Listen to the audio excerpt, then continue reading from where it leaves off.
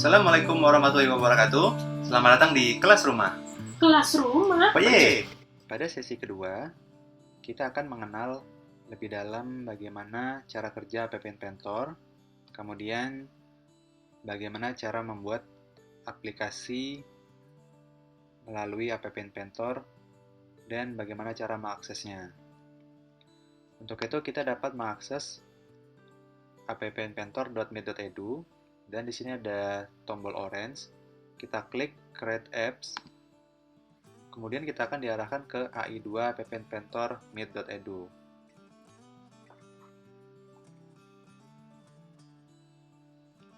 Untuk pertama kali, kita akan diarahkan untuk login menggunakan akun Google, di mana yang kita ketahui App Inventor ini merupakan salah satu sumber terbuka atau open source dari Google dan MIT yang sekarang telah dikelola oleh meet.edu.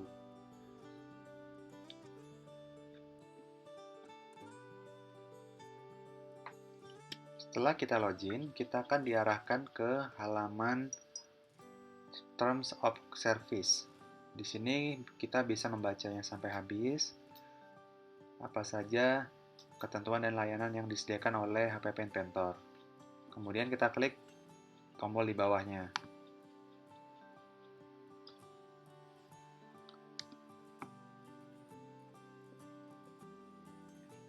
Lalu pada halaman ini kita akan mendapatkan pop-up informasi dari App Inventor. Bisa kita klik continue. Kemudian di sini juga ada pop-up tutorial yang diberikan oleh App Inventor. Ini bisa kita close terlebih dahulu. Kemudian inilah halaman utama dari App Inventor. Di sini bisa kita lihat untuk membuat sebuah project atau membuat sebuah aplikasi pertama, kita dapat klik tombol Start New Project. Kemudian kita beri nama. Kemudian klik OK.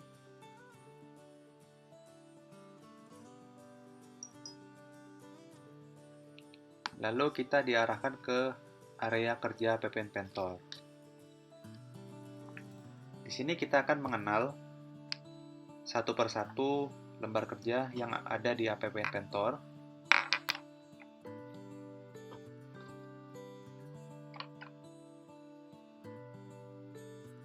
Yang pertama di bagian atas ada menu bar.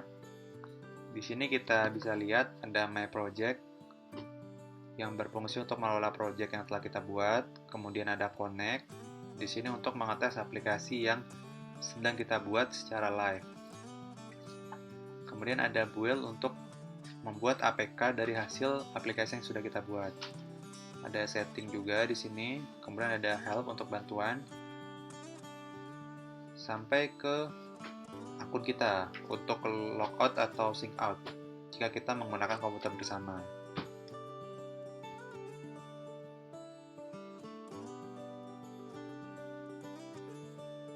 Kemudian di sebelah kiri ada menu palette yang berisikan user interface, kemudian layout, media, drawing, sampai ke extension,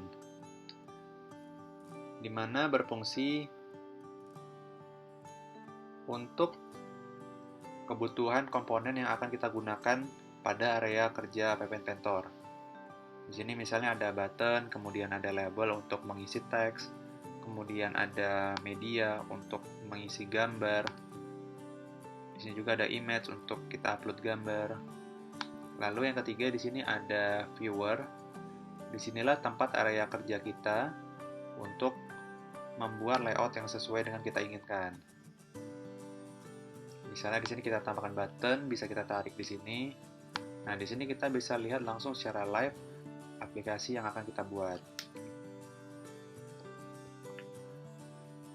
Kemudian berikutnya ada panel komponen. Di sini berfungsi untuk menampilkan seluruh komponen yang digunakan dalam membangun aplikasi nanti. Contohnya di sini ada button 1, karena kita sudah memasukkan button. Kemudian jika kita masukkan label, dia akan bertambah secara otomatis di bagian komponen. Di sini nantinya kita akan berfungsi untuk memanage apakah akan dirubah namanya ataupun dihapus nantinya jika tidak digunakan. Lalu yang di sebelah kanannya ada properties. Di sini merupakan atau berfungsi untuk menampilkan atribut atau properti dari komponen yang sudah kita masukkan tadi. Misalnya di sini kita tadi sudah memasukkan label, bisa kita setting background color-nya apa, kemudian warna teksnya apa, lalu ukurannya, dan berapa besarnya atau rata kiri kanan atau tengah gitu. Kemudian ada button juga di sini, sama propertiesnya, bisa kita atur sesuai dengan kebutuhan.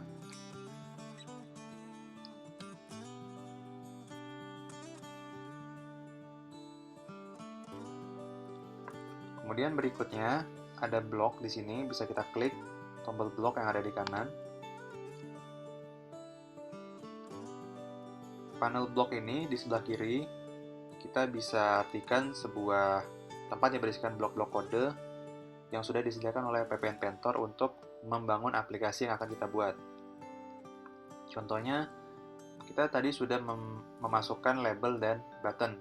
Misalnya, button tadi kita akan arahkan ke screen yang lain atau tampilan yang lain. Kita bisa menggunakan blok yang sudah disediakan di sini. Ada logic, ada matematika, kemudian ada teks, sampai blok untuk fungsi yang ada pada button tersebut. Jadi di sini sudah disediakan fungsi-fungsi secara default, tanpa kita harus mengetik kode satu persatu. Kemudian di bagian tengah ini ada layar kosong yang berfungsi tempat di mana blok-blok yang ada di dalam panel sebelah kiri ini kita tarik agar dapat berfungsi nantinya. Misalnya kita akan arahkan ke halaman yang lain, kita bisa tambahkan seperti ini contohnya.